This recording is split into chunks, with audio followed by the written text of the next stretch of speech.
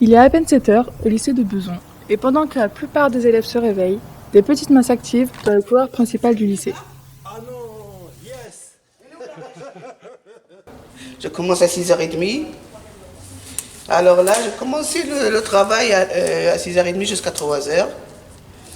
Je fais le ménage, après je rentre à la cuisine. Je fais tout le hall, là. Après, je fais restauration à la cuisine. À la fin, 3h, je rentre chez moi. Rachida, agente d'entretien, est déjà présente sur les lieux. Elle travaille au lycée depuis 15 ans et tous les matins, elle se lève tôt pour que les élèves arrivent dans un lycée entretenu. Moi, j'aime tous les élèves. Tout le monde. Même toi. Tu es génial. Hein? Parallèlement, les premiers professeurs commencent à arriver. Madame Bardel, toujours la première, qui arrive avant 7 heures du matin, s'installe pour travailler. Elle est suivie de près par Monsieur Mercier, qui arrive une dizaine de minutes plus tard. Yo Bardelita, ça va? On observe que les professeurs d'histoire-géographie sont les plus matinaux. Mais pour quelle raison? Pour la simple bonne raison que j'ai plein de choses à imprimer. Je relis toujours mes cours de la journée. Et voilà, j'arrive toujours tôt, d'habitude au travail, c'est pour ça. C'est toujours Madame Pad, j'y pense. Toujours Elisa. Ah, un petit bourrage papier. En effet, les professeurs dépendent de Frodon et Sam, les deux photocopieuses qui ne sont cependant pas toujours très matinales ni coopératives et font souvent des caprices. Bourrage papier, manque de feuilles et même ici, une feuille amputée d'un bout. Il faut parfois s'y reprendre plusieurs fois pour imprimer correctement. Le 12. Les imprimantes ne sont pas les seules animations. Les professeurs essayent de créer une cohésion d'équipe en proposant des événements. Ici, Madame Bardel propose une raclette. Mais pour quelle autre raison, ces professeurs viennent aussitôt? Ils consultent leur courrier ou en distribuent aux autres collègues grâce au système de casier et ils discutent de leur journée à venir. Je demande à Madame Bardel de surveiller mes élèves ce matin, qui sèchent les devoirs. Et je lui ai imprimé 2 sujets, et elle va surveiller pendant 2 heures des SP qui ont séché. 7h45, le lycée ouvre ses portes. Les premiers élèves sont accueillis par un des CPE, Monsieur Dutertre. Les cours commencent à 8h. Lors des temps de pause à 10h, mais surtout à midi, le lycée est plus rempli, plus animé et plus bruyant. Même constat dans la salle des professeurs, plus active. Tandis que certains travaillent, d'autres se restaurent et encore d'autres sur les fameux canapés discutent de la pluie et du beau temps.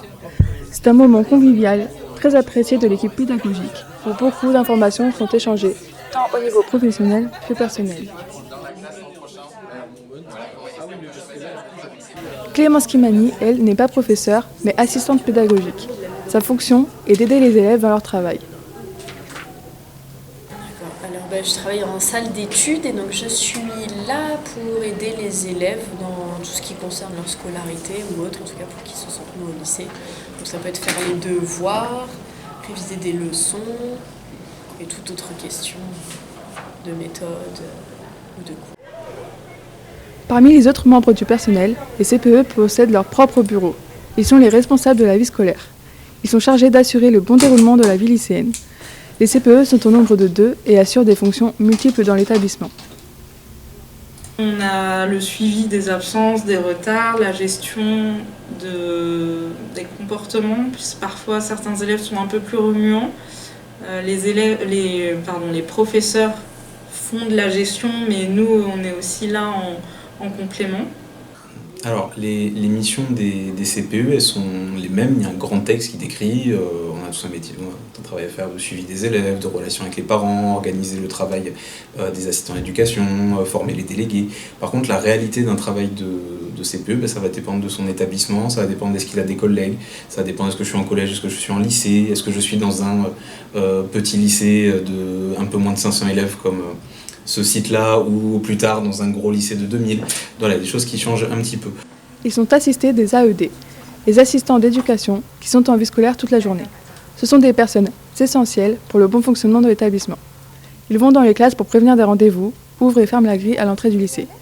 Ils peuvent aussi apporter un soutien si nécessaire aux élèves.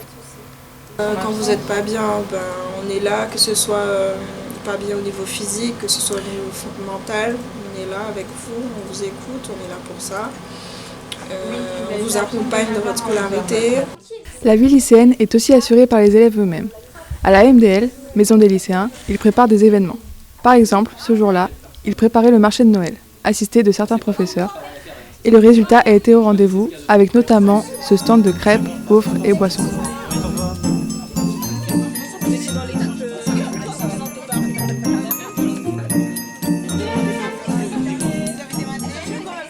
Ce dernier a eu lieu au CDI, tenu par Madame Viel, la documentaliste. Contrairement à ce que l'on pourrait croire, elle n'est pas seulement chargée du CDI, mais possède de multiples casquettes. Je suis enseignante à part entière, donc un professeur documentaliste et enseignant, il passe un CAPES au même titre que les professeurs de discipline. Donc je suis amenée à intervenir lors de séquences pédagogiques avec des collègues ou seule. Je suis également, je m'occupe du fonds documentaire, donc je gère le centre de ressources et je m'occupe également de tout ce qui est de l'ordre du culturel, de l'ouverture culturelle, donc les projets qui transitent par moi. Mais la grande spécificité de ce lycée est l'internat. Il se trouve derrière la cantine et peut loger jusqu'à 90 élèves. Chaque élève possède une petite chambre avec un lit, un bureau et une armoire. Les pensionnaires restent 4 nuits dans la semaine et rentrent chez eux le week-end. Entre espace de travail et de détente, il permet de créer du lien entre les élèves. Chaque membre de l'internat y vient pour une raison, mais souvent parce qu'ils travaillent mieux ici qu'à leur domicile. Parce qu'on habite loin. Ça a déjà le matin, par exemple moi personnellement le matin je me lève à 4h et j'arrive ici, il est 7h55, donc c'est à dire que j'ai pas trop le temps de déposer ma valise, d'aller là-bas, je suis obligée de foncer en fait. Moi je suis en internat, c'est parce que déjà j'habite loin et de deux ça me permet aussi d'avoir des horaires fixes parce que chez moi je dors on va dire tard, donc à l'internat ça me permet de régulariser mon rythme.